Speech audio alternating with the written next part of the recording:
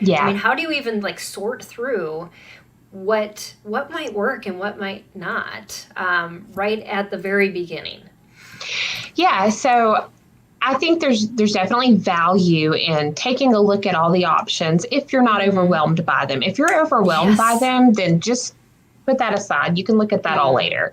But Mm-hmm. I would recommend starting with who you are. So obviously, like how much structure do you realistically need every day? If Right. you don't need every little detail planned out, then Mm-hmm. don't plan every little detail. Just have that general game plan Mm-hmm. and go with that. If you find that you need more, you can always add more. But I Okay. would say just kind of start with what your own needs are. That way you have a general idea of what you're looking for as far as the rest of it's concerned.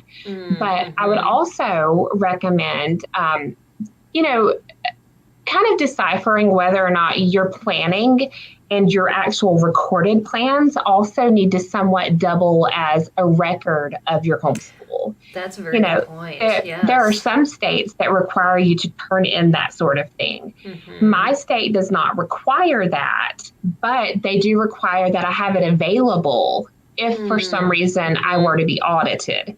Okay. So Yeah. if I were audited, obviously, Mm-hmm.